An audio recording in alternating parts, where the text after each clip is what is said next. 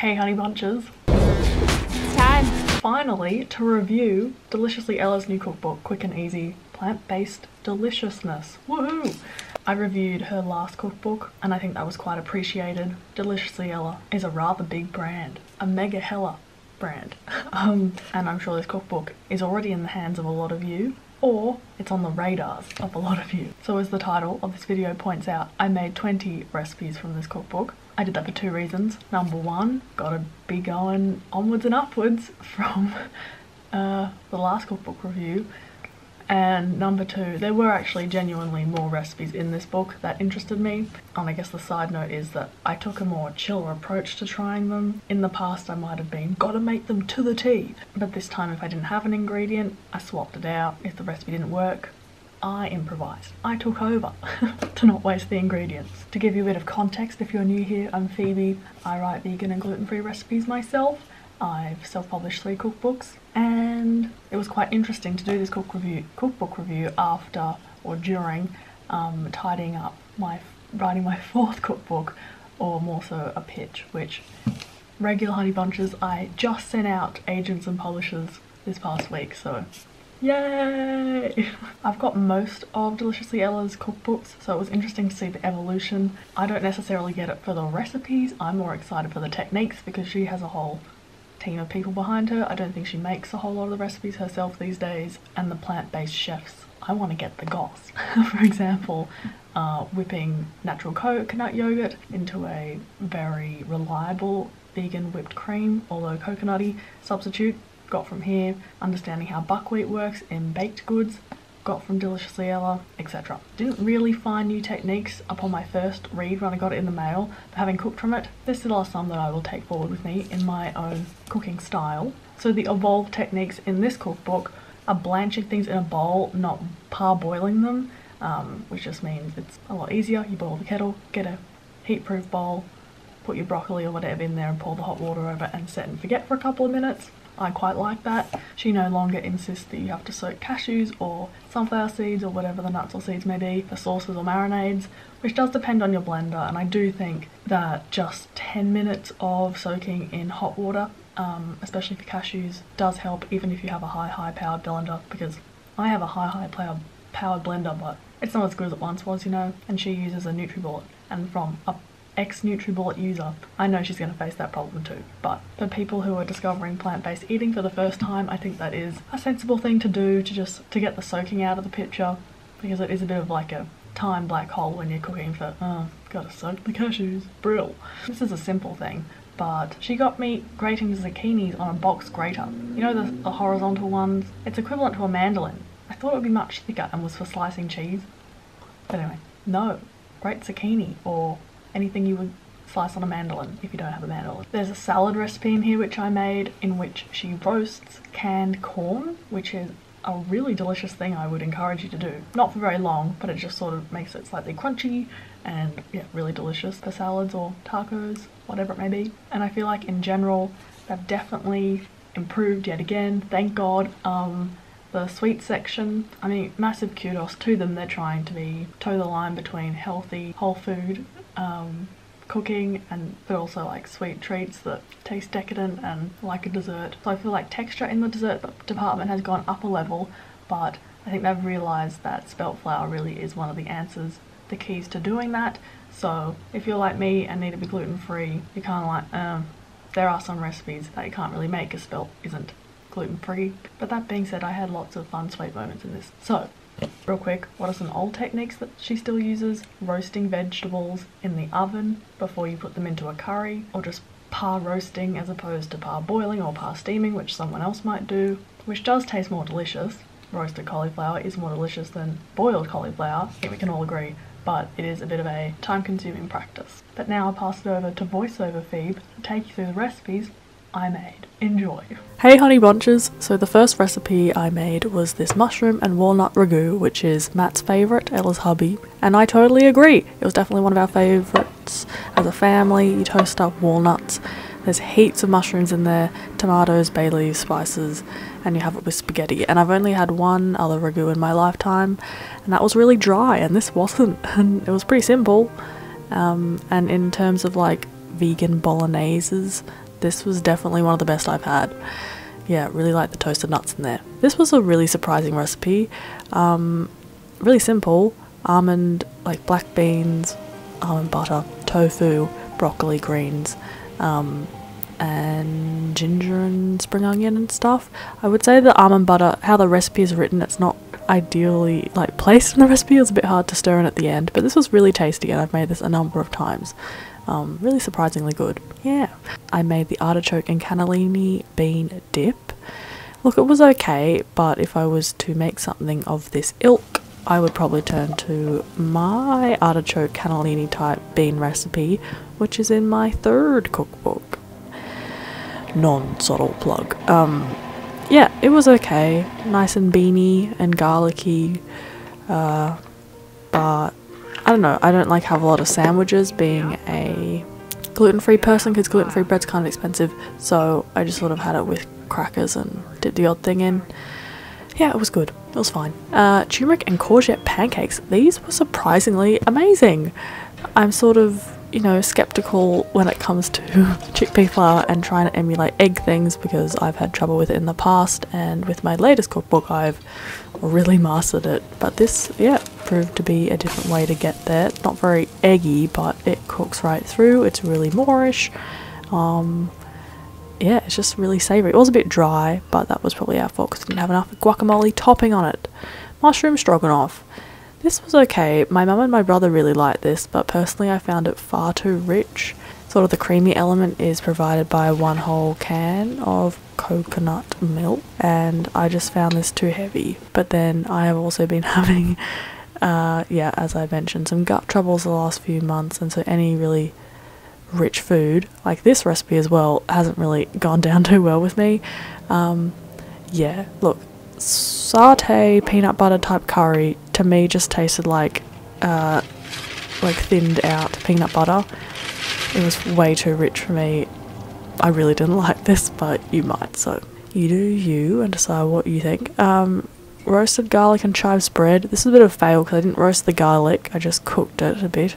And I didn't have chive, so I used parsley, but yeah, it was yum. You can also soak the cashews, which I think in this particular recipe you kind of noticed it, but maybe that's just my blender's fault. It's like a good base you could add to like pasta sauces, or if you're making a lasagna you could use it up in that.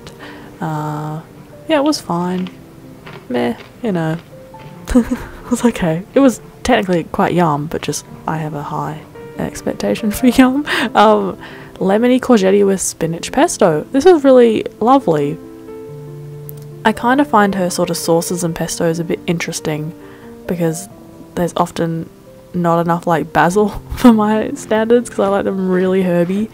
And then when there's spinach in the pesto I'm like, well, that's not flavourful, that's just watery. But this worked really well.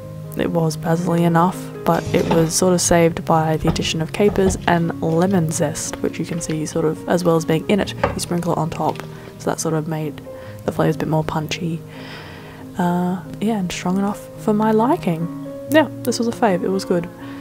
Next, pea and butterbean fritters. I was kind of like, oh, will these be okay? But actually, I think a better way to describe them would be like pea and butterbean, basil, falafel. Gosh, Phoebe. Because the chickpea flour in them made them actually cook really well. They weren't mushy at all. They sort of transformed in the pan.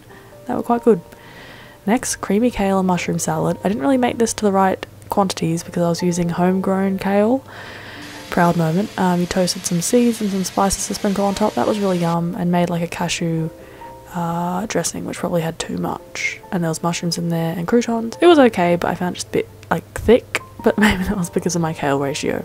Chocolate fondant, everyone.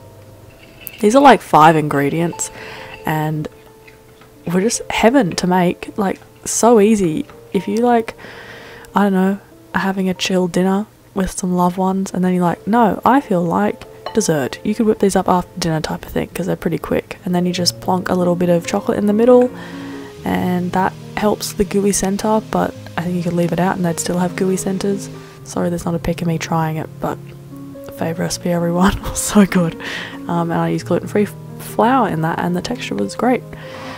Almond butter ice cream. I made the almond butter variety, even though I probably would have leaned towards the chocolate just because Ella said it was her favourite.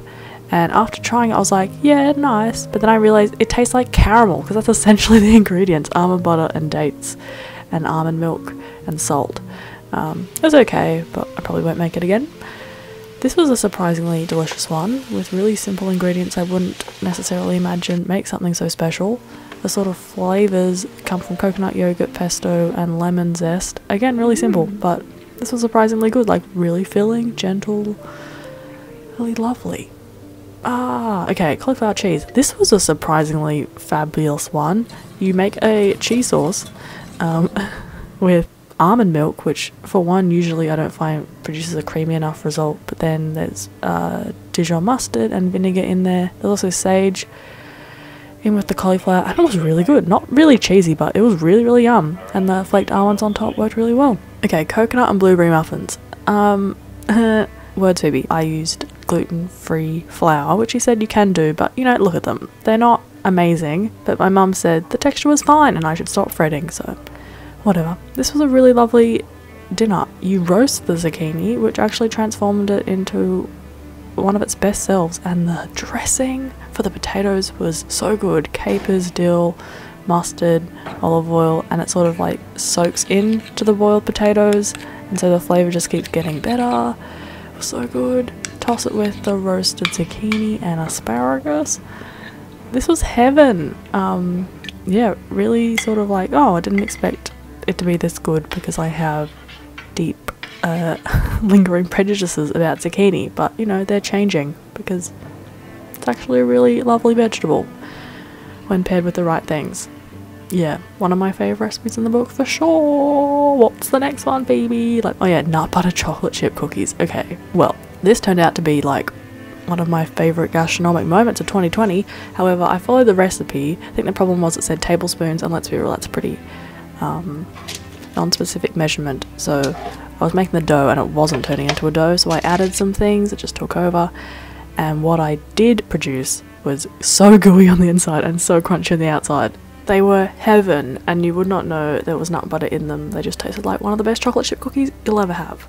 Then there are two other recipes that I made before I kind of twigged that I should be filming this stuff for a review video, and that is the crunchy Mexican salad, which has that roasted corn sensation I was talking about. I really liked it, provided by the corn chips, and the crunchy roasted kale combined with the herby dressing was really quite good. Would recommend. Then the other one is for the sweet potato muffins, which does give a gluten-free option. Instead of spelt flour, you can use buckwheat flour, and honestly the texture of these was really good. I remember adding walnuts and raisins to them, and they have cinnamon in them already, so they're great for breakfast. Very cozy, non-offensive, delicious, comforting, home-style muffin. Yum! Whack on a bit of vegan butter. Happy days. So they're the recipes, but just some concluding remarks on the whole shebang-bang. I noticed as I was cooking from this that there seems to be a handful, not a huge amount, enough that it was noticeable FODMAP friendly recipes. I only have this on my radar because my brother's girlfriend eats a version of low FODMAP, and currently I am navigating my own bloody gut troubles and being told by health professionals to eat low FODMAP. I just mean that there are a lot of recipes with zucchini and lemon in them that don't necessarily actually have garlic or onion in them. Obviously low FODMAP is broader than that, and I don't think this has enough recipes in it if you want a low FODMAP vegan cookbook. But if you need to cook for someone who is low FODMAP, maybe you might find a bit of help in this cookbook if you already have it. I'd say overall this cookbook is my favourite out of them.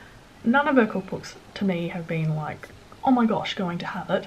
As I said, it's mainly the techniques I'm after. I think if she combined the best of her deli cookbook and this cookbook, then you would get a real worthy to have on your pantry shelf. As someone who needs to be gluten-free, I don't think you can really rely on her cookbooks to give you all the gluten-free answers anymore, but I'm not going to knock her for that, because if she can eat spelt and bread again, personally I would love for that to happen, so woohoo for her. But yeah, if you're vegan and gluten-free, don't expect to be able to make every single recipe. So to conclude, out of 10, I give it a 6. Out of 5 stars, I give it a 3. And why did I just do that? I think there's lots of valuable, delicious stuff in here. I feel like I've gained the skill of chucking what I have in the past viewed as uninspiring ingredients into a pan and making a quick dinner that way. I think as a beginner plant-based cookbook, It's good. So to recap, my favourite recipes are the fondants. Duh. The asparagus potato lemon salad. So good. Those chickpea fritters that kind of look like okonomiyaki were really surprising and really good. The cookies, which in the end I kind of made my version. The recipe didn't work for me, but what I did make was bloody brilliant. And that almond butter tofu bean thing was super moorish, and I'll definitely be making that lots in the future. Thank you for watching, Honeybunches. Check out the past cookbook review if you like, or stick around for some but vegan videos, or recipe videos, cozy vlogs, that type of thing. Okay, hope you're doing well. See ya.